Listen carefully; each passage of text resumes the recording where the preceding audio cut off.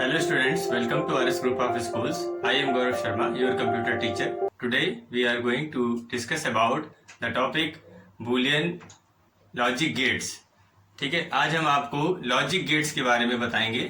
तो यहाँ पर देखते हैं कि लॉजिक गेट्स कौन कौन से होते हैं और उनका यूज क्या है, उसके बारे में आज हम डिस्कस करेंगे। तो देखिए, 3 टाइप के लॉजिक गेट्स होते हैं: एंड गेट, और गेट और नॉट गेट। तो इन तीनों लॉजिक गेट्स के बारे में आज हम पढ़ेंगे और इनका लॉजिक डायग्राम देखेंगे, इनकी ट्रुथ टेबल देखेंगे और किस तरीके से इन लॉजिक गेट्स का यूज किसी इलेक्ट्रॉनिक सर्किट में होता है उसके बारे में भी डिस्कस करेंगे। तो सबसे पहले हम लोग देखेंगे एंड गेट के बारे में कि एंड गेट क्या होता है, उसका सर्किट, उसका जो लॉजिक डायग्राम है वो कैसा होता है और उसकी ट्रुथ टेबल कैसी होती है। ठीक है, तो देखिए एंड गेट के बारे में डिस्कस करते हैं। सबसे पहले एंड गेट जो होता है हमारा कुछ ऐसा डी शेप में बन करके आता है। ठीक है, इसमें आपको 2 इनपुट मिलते हैं और वह एक आपका आउटपुट होता है। ठीक, ये होता है हमारा एंड गेट। ठीक है, तो देखिए अब अगर इसकी ट्रुथ टेबल की बात करें तो इससे इसकी वर्किंग आपको समझ में आएगी। देखिए ए, बी और सी में यहां पर आपको ए डॉट बी मिलेगा। आप ऑपरेटर्स के बारे में पढ़ चुके हैं, एंड ऑपरेटर, और नॉट ऑपरेटर, उनके बारे में आप पढ़ चुके हैं। यहां पर आपको गेट्स बताए जा रहे हैं। तो ऑपरेटर आपने पढ़ा है कि एंड ऑपरेटर की अगर हम बात करते हैं तो मल्टीप्लिकेशन होता है, तो यहां पर भी एंड गेट में आपको मल्टीप्लिकेशन ही कराना है। ठीक है, अब अंतर दोनों में क्या है पहले तो हम उसको डिस्कस करते हैं कि जो हम लोग लॉजिक गेट्स पढ़ते हैं वो क्यों पढ़ते हैं। देखिए, जो भी कोई हमारा इलेक्ट्रॉनिक सर्किट होता है, जैसे कि हमारे कंप्यूटर में इलेक्ट्रॉनिक सर्किट्स होते हैं, उनकी डिजाइनिंग जो होती है वो इन लॉजिक गेट्स की हेल्प से हम करते हैं। क्योंकि हमने, जैसा कि आपने पढ़ा है, सीपीयू के 3 पार्ट हैं: एएलयू, सीयू और MU, arithmetic logical unit, control unit और मेमोरी यूनिट। तो ये जो भी पार्ट्स हैं सीपीयू के या अदर कंपोनेंट्स किसी इलेक्ट्रॉनिक सर्किट के हैं, तो उनके बीच में जो कनेक्शन होता है, तो वो वायर्स का कनेक्शन और उनमें डेटा का ट्रांसफर किस हिसाब से करना है, वो सारी चीजें हमारे ये लॉजिक सर्किट जो हमारा डिजाइन करते हैं, वो ये जो हमारे गेट्स होते हैं उनकी हेल्प से हम उनको डिजाइन कर पाते हैं। ठीक है, तो वहां पर इन गेट्स का यूज हम करते हैं। अब वहां पे यूज तो करते हैं, तो अब उनकी जो प्रॉपर, जैसे हम लोग को टॉपिक के हिसाब से अगर पढ़ना है तो उसमें हम आपको बताएंगे कि गेट्स का जो ये होता है लॉजिक सिंबल, ठीक है, और ये होती है उसकी ट्रुथ टेबल। तो इनके बारे में आपको पता होना चाहिए, एंड में भी, और में भी और नॉट में भी। तो जो हमारा एंड गेट की टेबल है, अब टेबल देखिए बिल्कुल वैसे ही बनेगी जैसे हम लोगों ने ऑपरेटर्स के टर्म में पढ़ा हुआ है। ठीक है, तो कैसे बनेगी? 0 0 1 1 0 1 0 1। अब इसमें मल्टीप्लीकेशन करेंगे तो यहां पर आ जाएगा 0, यहां भी 0, यहां भी 0 और यहां पे 1। तो इस तरीके से हमारी ये एंड गेट की टेबल बन गई। इसके बाद में हम लोग अगर और गेट की बात करें तो देखिए, और गेट की अगर हम बात करते हैं तो और गेट का डिजाइन कुछ ऐसा ही रहेगा।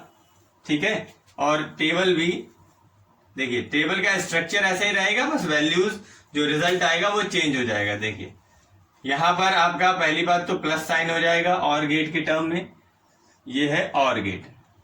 डिजाइन कुछ उसमें डी शेप होता है, इसमें कुछ इस तरीके से शेप हो जाता है। ठीक है, 2 इनपुट और 1 आउटपुट। तो ये हो गया हमारा और गेट। अब इस पे एडिशन करेंगे तो क्या आएगा? 0 1 1 1।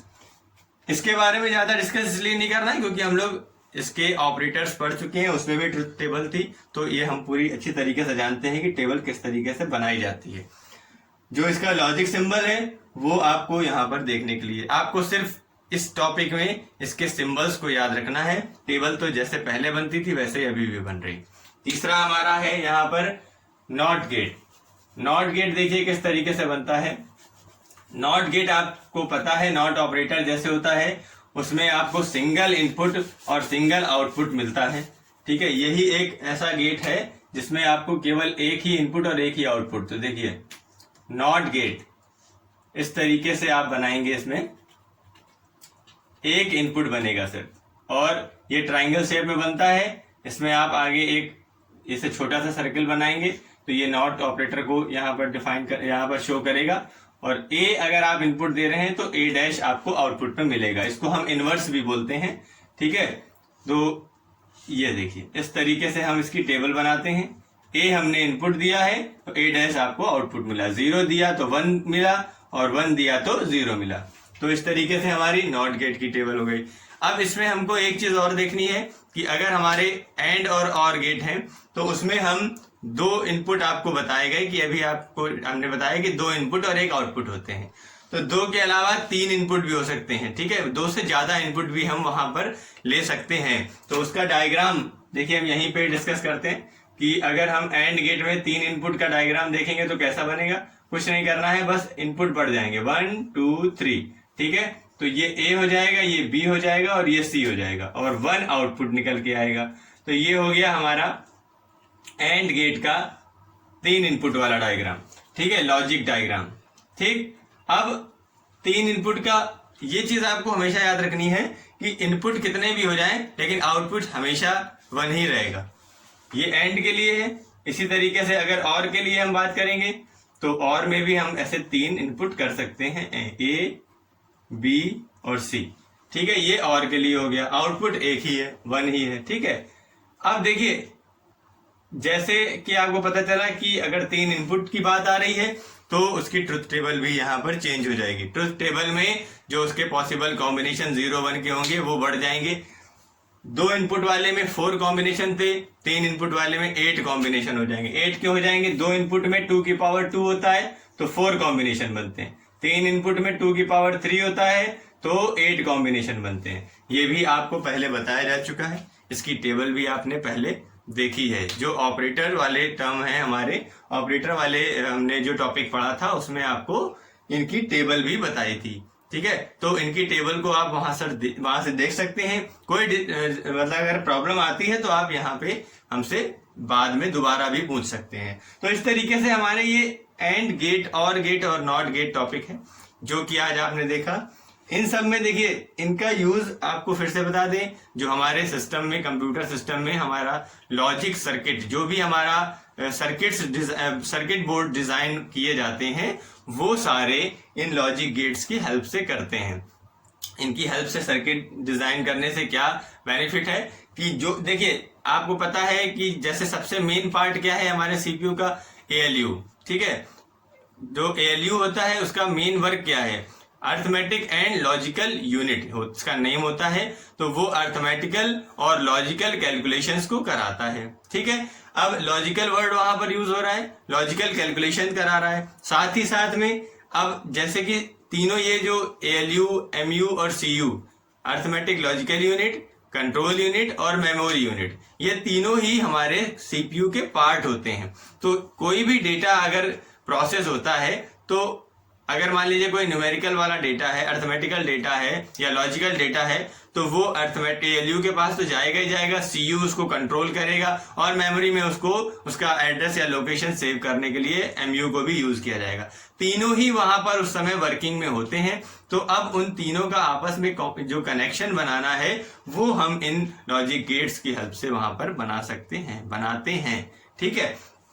तो ये हमारा आज का टॉपिक था जिसमें आपको एंड और नॉट गेट के बारे में बताया गया है।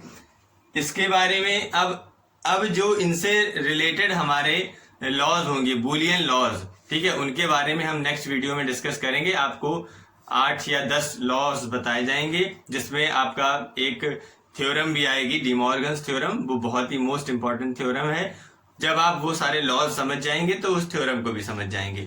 ये टॉपिक जब आप कंप्लीट कर लेंगे तो आपका ये चैप्टर कंप्लीट हो जाएगा, ठीक है। तो अभी तक जो भी टॉपिक आपको बताए हैं उनको अच्छे से समझिए, डिस्कस करिए हमसे। अगर कोई प्रॉब्लम है, अभी आपने लास्ट क्लास में हमसे काफी इसका डिस्कशन भी किया था, ठीक है। तो अब नेक्स्ट जो हमारी क्लास होगी उसमें आपको ये लॉजिक गेट्स के बारे में ही डिस्कस करेंगे हम। तो इस टॉपिक में जो चीज नहीं समझ में आ रही हो अभी तो हम वहां पर आपको उस समय बताएंगे। तो तब तक के लिए keep studying and be happy always. Thank you.